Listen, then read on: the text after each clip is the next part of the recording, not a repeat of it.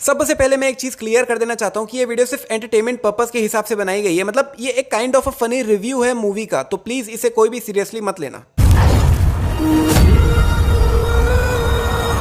भैया ये इतना बड़ा लहंगा पहन के इतना घूम घूम के डांस कर रहा है, मतलब कर रही है, मतलब जो भी। प्लस इसके जस्ट बगल में चारों तरफ कितनी सारी कैंडल्स जल रही है, जिसमें लिटरली इसका लहंगा किसी से भी थोड़ा सा भी टच हुआ तो इसका खेल तो यही खत्म है। स्टार्टिंग में इसके मास्क के अंदर इसकी आंखें नहीं दिख रही थी, लेकिन बाद में पता नहीं कैसे दिखने लग जाती है। इनफैक्ट जब इसने मास्क निकाला तब ध्यान से देखो पीछे इलास्टिक लगा हुआ है, मतलब उसने उसे इलास्टिक से पीछे बांध रखा था। लेकिन वही जब मास्क को फेंक रहा होता है तो पीछे से इलास्टिक गायब हो गए, जिसमें इसने इस मास्क को सीधा आग में फेंका था, लेकिन सब कुछ जल गया बट मास्क नहीं जला। इनफैक्ट इसने इस मास्क को जलती हुई लकड़ी के ऊपर फेंका था, बट क्या कमाल की बात है कि सब कुछ जल गया लेकिन सिर्फ यही लकड़ी नहीं जली जो कि पहले जल रही थी भाई। और फिर वही मास्क उड़ते उड़ते जाके देवेंद्र नाथ, जो कि अब भूत बन चुका है, इंसान है भी नहीं, उसके मुंह पे चिपक गया। और चिपका भी नॉर्मली नहीं है कि जाके मुंह के ऊपर लग गया, वो लिटरली इसके मुंह से चिपक गया, शरीर का अंग बन गया, चमड़ी से जुड़ गया भाई उसके। ये कैसे?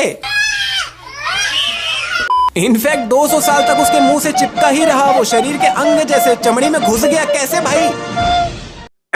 बाय द वे मैं आपको बता दूं कि इस मूवी ने आज तक के सारे रिकॉर्ड्स ब्रेक कर दिए, कलेक्शंस के नहीं, मिस्टेक्स के। लिटरली मैंने पिछले 8 सालों में आज तक जितनी भी मूवीज की मिस्टेक्स निकाली है, सबसे ज्यादा मिस्टेक्स इस मूवी में निकली है।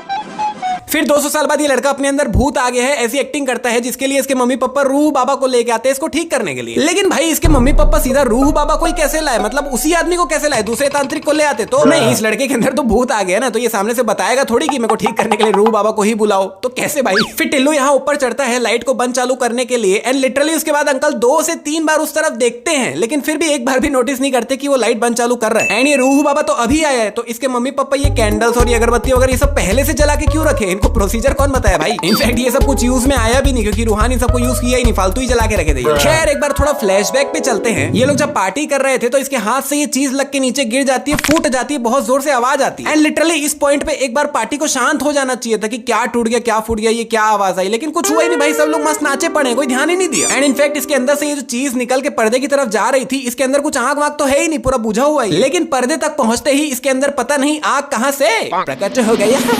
एंड आग लगते ही इन तीनों को छोड़ के इसके बाकी सभी दोस्त यहाँ से भाग गए थे। तो सिर्फ इन तीनों ने इतनी भयानक आग को बुझाया कैसे? और तो और जिसमें भी भैया इन दोनों ने तो हाथ में दारू की बोतलें पकड़ रखी है। नहीं, अगर ये लोग इससे आग बुझाए हैं तो घर को तो बुझना खत्म हो जाना चाहिए था भाई। खैर उसके बाद ये टेंशन में आ जाता है कि मॉम डैड को पता चलेगा तो वो मेरी जान ले लेंगे। लेकिन भाई तेरे को ये बताने की क्या जरूरत है कि तुमने घर में पार्टी की थी और उससे आग लग गई? कुछ भी रीजन दे सकता था, एंड अगर रीजन नहीं सूझ रहा था तो सीधा बोल देता कि पता नहीं कैसे आग लग गई, मैं तो रूम में था। उनको तो कभी पता भी नहीं चलता कि इसने घर में पार्टी की थी, क्योंकि कौन सा पार्टी करने से कहीं आग लग जाती है। ऐसा भी नहीं है कि ये बहुत ज्यादा सत्यवादी है, घर वालों को झूठ नहीं बोल सकता, घर वालों से झूठ बोल के तो पार्टी कर रहा था। जिसमें इसके ये बोलते ही इसका दोस्त बोलता है इसका तो एक ही सोल्यूशन है, रूह बाबा। नहीं क्यों भाई, वो एक तांत्रिक है, कोई होम रेनोवेटर या कॉन्ट्रैक्टर थोड़ी है जो तुम रूह बाबा को बुला रहे हो इसके लिए। और अगर ऐसा है कि ये रूह बाबा को इसलिए बुला रहे क्योंकि उसको पता है कि वो एक फ्रॉड है, तो भाई इसे कैसे पता? फिर जब ये लोग इसे कॉल करते हैं तो ये सिर्फ इतना बोलता है कि तू बस एक नाम याद रखना, पिंटू। लेकिन फिर जब ये इसके सामने आके भूत निकालना चालू किया तो भैया पूरी कहानी ही रच दिया, लंबा चौड़ा। आज के मॉडर्न जमाने के इतने अमीर लोग भी इस पे इतना भरोसा कर रहे हैं कि अपना इतना महंगा चेन, इतना महंगा लैपटॉप इसे दे दिया सिर्फ ये सुन के कि इसमें भूत है। वाह। और चलो ठीक है, एक बार है भी तुम इस पे भरोसा कर भी रहे हो तो इसे क्यों दे रहे हो भाई? बाहर बेच के पैसा ले लो, इसे मुफ्त में क्यों दे रहे हो? और ये तो कुछ भी नहीं है भाई, इसने इस लड़की को श्रापित बोला, एंड लिटरली इन्होंने इस लड़की को अपने घर से ही निकाल दिया। और अगर निकाल भी दिया तो भी ये लड़की इसके साथ क्यों है भाई? और अगर है भी तो इसके साथ इतनी खुश क्यों दिख रही है ये? और अगर ये लड़की इसके साथ है तो बाद में इसका क्या हुआ भाई? क्योंकि इसके बाद तो इस लड़की को दिखाया ही नहीं कि इसका क्या हुआ।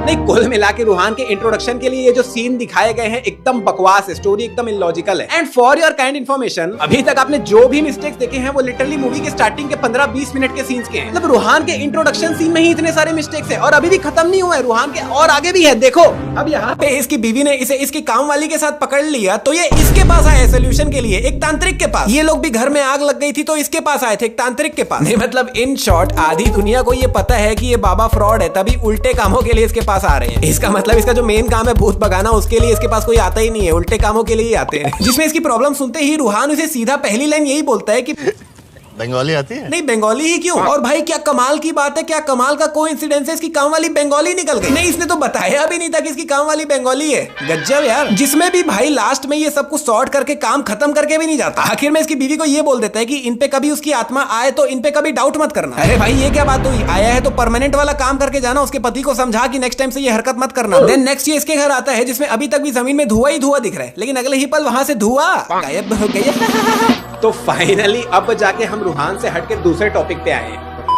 मैंने बोला था ना मामा जी, फ्रॉड है एक नंबर का ये। अरे बाप रे, तो इसने ये प्रूफ करने के लिए इतना बड़ा और इतना महंगा नाटक किया। नहीं भाई वो तो आधी दुनिया को पता है कि ये फ्रॉड है, इसमें नया क्या है। एंड बाय द वे ये लाइट बंद चालू कौन कर रहा था, क्योंकि मुझे पहले ऐसा लग रहा था कि मीरा कर रही होगी, लेकिन अभी मीरा तो इसके सामने खड़ी है, लेकिन लाइट अपने आप ही चालू हो गई। या तो हम तुम्हें 1 करोड़ रुपए देंगे। भाई जब तुम 1 करोड़ रुपए दे ही रहे हो तो इतना भारी महंगा नाटक करने की जरूरत क्या थी। 1 करोड़ सुन के बंदा वैसे ही मान जाता। और अब अगर नाटक कर ही लिए हो, इसके खिलाफ सबूत बना ही लिए हो, तो एक फूटी कौड़ी देने की भी क्या जरूरत है। एंड ये सब अभी जो कुछ भी हो रहा है इसके बीच में अगर आप एक चीज नोटिस करो कि इतने बड़े शहर में इतना जोरदार घर, इतनी सारी लाइट्स, इतनी इलेक्ट्रिसिटी, इतना सारा धुआं, एक्सेट्रा एक्सेट्रा एक्सेट्रा, इतना कुछ कैसे मैनेज किए भाई ये लोग। क्योंकि इनके पास तो एक रोटी, लिटरली एक रोटी खाने के भी पैसे नहीं है, फूटी कौड़ी नहीं है भाई, कैसे। एंड मेरा दिमाग तो ये सोच के खराब हो रहा है कि इन्होंने इतना सब कुछ मैनेज किया लिटरली सिर्फ इसका ये सबूत बनाने के लिए। भाई साहब काफी बड़ी मिस्टेक है ये। जिसमें भी इसने अपनी शेरवानी निकाली तो लिटरली अंदर से फटा हुआ बनियान निकला। मतलब इसके पास बनियान खरीदने के पैसे नहीं है, लेकिन शेरवानी खरीदने के लिए है। नहीं वाह। रूहान जैसे ही रोक तो घाट में एंटर करता है, सभी लोग उसको देख के घूरने लग जाते, शौक हो जाते, सभी लोग एकदम आश्चर्य हो जाते। मतलब पूरा गांव इसको देख के आश्चर्य हो जाता है, सिवाय उन लोगों के जिनके घर का ये एक्चुअली में पुनर्जन्म है। मतलब जब इस तबेले में एंटर करता है तो किसी को भी आश्चर्य होता ही नहीं है कि हमारे 200 साल पुराने महाराज है, इनका पुनर्जन्म हुआ है। ओह माय गॉड, इनको बैठाओ, पैर पड़ो इनके। कुछ नहीं है भाई, कोई मतलब नहीं है इन लोगों को।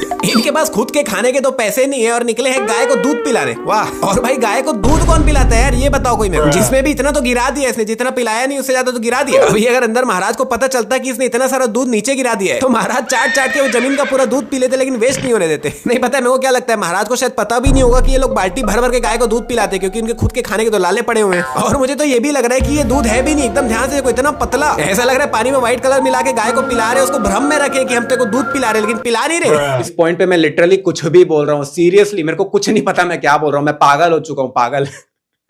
एंड बाय द वे मेरा ये नया लाल टी शर्ट आपको कैसा लगा, और ये मेरा नया चश्मा अच्छा है ना।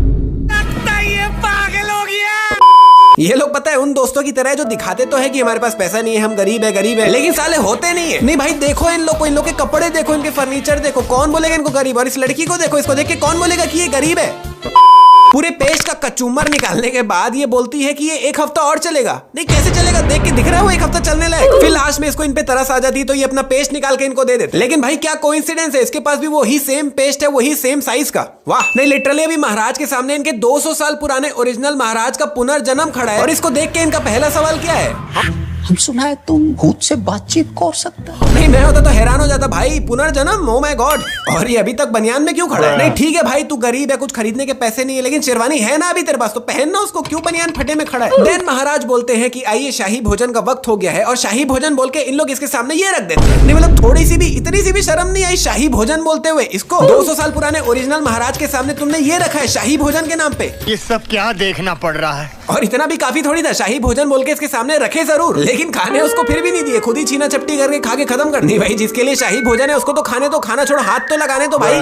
इसका जवाब तुम्हें शाम तक मिल जाएगा। शाम तक? दीदी ऑलरेडी रात हो चुकी है, अभी तक बताए नहीं हो आप। और भाई मुझे ये समझ नहीं आता तुमको यहाँ रात को ही जाने की क्या जरूरत है। मतलब अंदर जो तुम इसे दिखाने वाले हो, बताने वाले हो, वो तो दिन में भी बता सकते थे। गरीबी, सारी जिंदगी उस तबेले में गुजर गई। लेकिन दीदी आप गरीबी देख कहाँ रहे हो, मत बोलो, आपके मुंह पे ये गरीबी वर्ड सूट नहीं कर रहा है। अब हमें इस मोदक के लिए कचरे के डिब्बे से टॉफीज भी नहीं निकालनी पड़ेगी। नहीं सबसे पहली बात, ये लोग लॉलीपॉप को कचरे डब्बे में फेंक क्यों रहे थे।